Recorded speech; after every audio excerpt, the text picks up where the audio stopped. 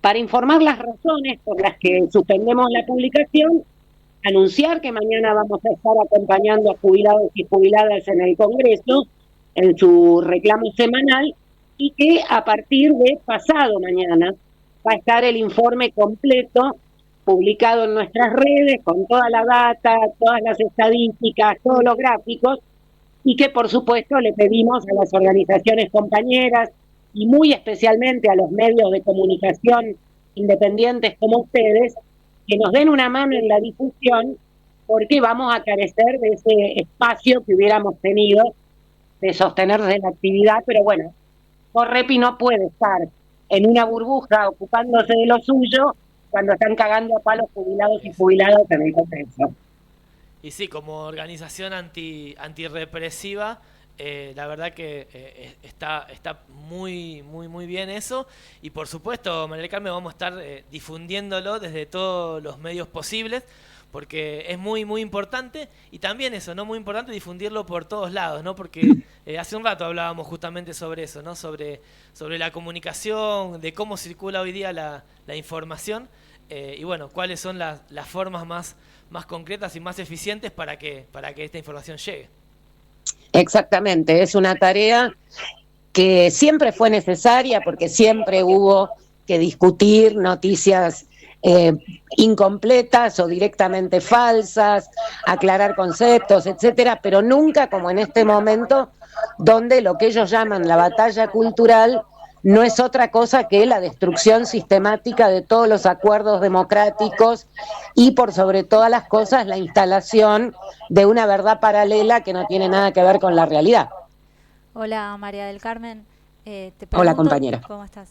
Te pregunto también porque de hecho, bueno, en el origen de la Correpi también hubo algo de batalla cultural, ¿no? Porque nació como un registro para responder, no es que si no entendí mal, para responder a declaraciones que en su momento hacía el presidente Menem acerca de, no sé, negando también, ¿no? Los casos Sí, de sí, gatillo sí, fácil. decís muy bien, lo explicamos justamente cuando contamos por qué empezamos a realizar este archivo de casos de personas asesinadas por el aparato represivo estatal. Fue Carlos Menem con su ministro Carlos Corach, ¿se acuerdan ustedes de él también? Aunque son muy chicos, seguramente algo les habrá llegado, Sí. quien ante la requisitoria de un medio periodístico sobre las denuncias de gatillo fácil, muy suelto de cuerpo, dijo no hay gatillo fácil, hay noticia fácil, o sea, la culpa era del periodista que preguntaba. Entonces por eso decidimos, para decirlo en criollo, hacer la lista y tirársela por la cabeza. Bueno, hoy ese listado tiene casi 9.700 nombres, muertes por gatillo fácil, muertes bajo custodia, muertes por femicidios de uniforme, muertes en represión a la protesta, desapariciones en democracia, etcétera, etcétera, etcétera. Solamente en estos últimos 12 meses, más de 500 muertes. Realmente son muy impactantes los datos, por eso les pedimos que a partir del jueves entren a nuestras redes, entren a nuestra web y lo descarguen y lo compartan, porque realmente impacta cómo en apenas 14 meses se ha producido un verdadero cambio de régimen en materia represiva, con reformas legislativas, con reformas a fuerza de resoluciones ministeriales y, por supuesto, con la práctica cotidiana en las calles. Pero hay una diferencia sustancial entre aquella situación de negacionismo con Menem y Corach y la actual, de la misma manera que tampoco es igual la situación en cuanto a las políticas de memoria, verdad, justicia. Aquello era negacionismo, no existía el gatillo fácil. Acá no te dicen que no existe, acá te lo reivindican y lo promueven, Tremendo. que es exactamente lo mismo que sucede con el terrorismo de Estado y el genocidio de la dictadura cívico-militar eclesiástica. Menem decía, bueno, guerra sucia, eso era negacionismo, dos demonios, como Alfonsín, como Duhalde. Acá directamente te lo reivindican.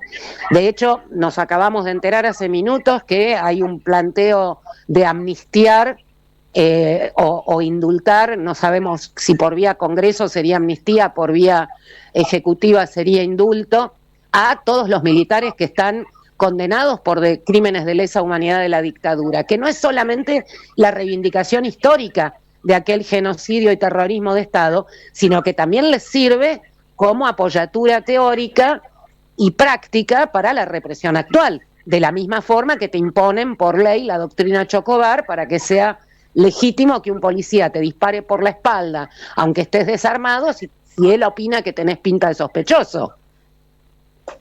Es escalofriante escucharte, sí, todo lo que estás diciendo, pero sí, es tal cual, y cómo cómo vienen alimentando, ¿no? Digamos, todo este ambiente, generando toda una legitimación para, bueno, para ahora llegar a cada vez a decisiones más radicales, ¿no? En ese sentido, como vos decís, de reivindicar todos estos hechos de violencia cotidiana.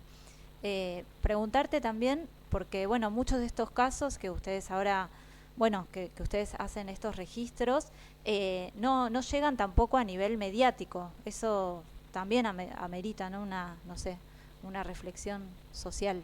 Sí, bueno, ese es un tema que siempre conversamos con compañeros y compañeras de medios de comunicación cuando tenemos la posibilidad de juntarnos, de participar de alguna actividad común, porque de la misma manera que en las últimas décadas los medios de comunicación han revisado la forma en que se refieren, por ejemplo, o en las que abordan los hechos vinculados a violencia machista, patriarcal, situaciones intrafamiliares, de género, de femicidios, y ya no hay frases hablando del largo de la pollera o de los crímenes de pasión. De la misma forma es imprescindible revisar cómo se abordan los hechos represivos.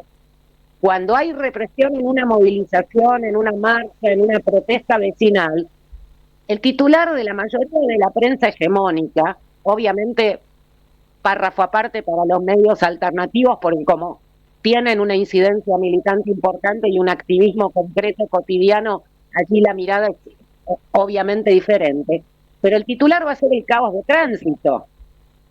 De ninguna manera, o si no te ponen incidentes en marcha de jubilados. ¿Qué incidentes? Tenés una policía de 30 años gaseando una vieja de 88. Esos no son incidentes, eso es represión. Y de la misma manera con los casos de gatillo fácil. Yo siempre pongo un ejemplo que quizás es el más claro y el más brutal. Cuando en 2017 un policía tucumano vio pasar una moto que le resultó sospechosa, porque eran dos personas morochas, y les disparó por la espalda y mató a quien iba como acompañante, el titular del diario La Gaceta de Tucumán fue precoz motochorro abatido por las fuerzas del orden. Y era Facundito Ferreira, un pibito de 12 años. Tremendo. Sí, sin palabras. Entonces, eso es fundamental. Sabemos, insisto, la prensa independiente lo contempla y no vas a encontrar esos lugares comunes del delincuente asesinado. Si era delincuente o no era delincuente, lo tenía que decidir un juez después de un juicio. En ese momento es una persona asesinada. Sí. De una.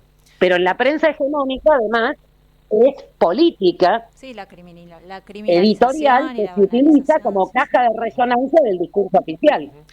Y quizá ahora, María del Carmen, justamente en paralelo a esto que venís diciendo, un nuevo proyecto de ley para justamente la edad de imputabilidad, bajar la edad de imputabilidad. Criminalizar más y mejor a niños y adolescentes. Exactamente. De hecho, ayer ya fueron las reuniones en comisión porque lo quieren sacar antes que termine marzo. De hecho, en la movilización de mañana, aquí en Congreso, además de ver los carteles que digan con los viejos no, también van a haber carteles que van a decir con los pibes tampoco.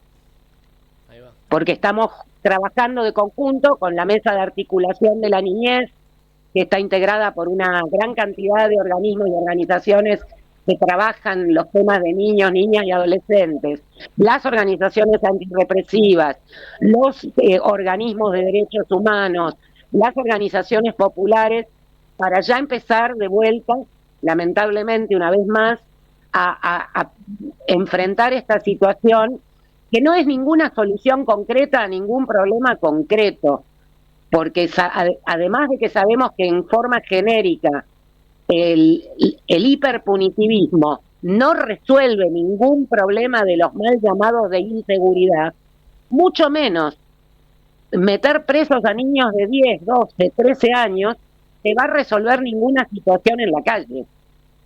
Casi todo lo contrario, podríamos decir. Exactamente. Bueno, María del Carmen, entonces, para quien está escuchando, quiere ver el informe, puede entrar a partir del jueves. A partir del jueves 13, en la página web, correpi.org, va a estar para descargar el PDF con todos los gráficos, las estadísticas, las notas de fondo, y además vamos a empezar también a utilizar todo el material audiovisual que estaba preparado para la actividad de mañana en nuestras redes, en Instagram, en Twitter, en el canal de YouTube, etcétera. Perfecto. Bueno, María del Carmen, te agradecemos muchísimo tu tiempo. Al contrario, compañeros, un abrazo. También tu trabajo y el trabajo de la Correpi. Que tampoco la tienen fácil ustedes allá en la zona. Bueno, un abrazo grande. Seguimos ahí en contacto. Gracias. Muchas gracias.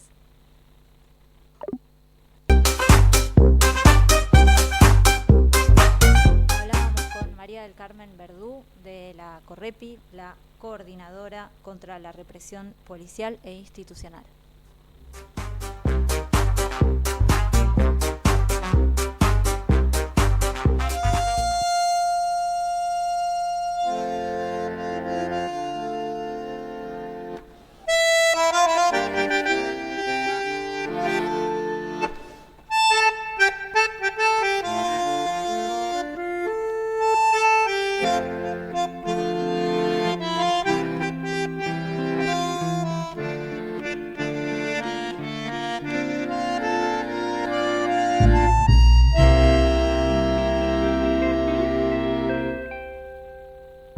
Carlos se vendió al barrio de Lanús, el barrio que lo vio crecer. Ya no vino nunca más por el bar de Fabián y se olvidó de pelearse los domingos en la cancha. Por la noche patrulla la ciudad, molestando y levantando a los demás. Ya no sos igual, ya no sos igual, sos un vigilante de la federal. Ya no sos igual, ya no sos igual, sos un vigilante de la federal.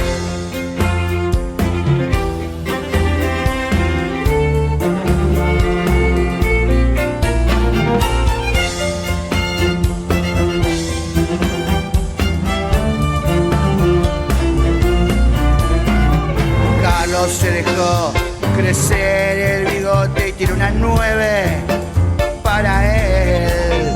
Ya no vino nunca más por el bar de Fabián y se olvidó de pelearse los domingos en la cancha. Por las noches patrulla la ciudad, levantando y molestando a los demás. Ya no sos igual, ya no sos igual, sos un vigilante de la federal. Ya no sos igual, ya no sos igual, sos un vigilante de la federal. Sobuchón, sobuchón, sobuchón, sobuchón, sobuchón, sobuchón.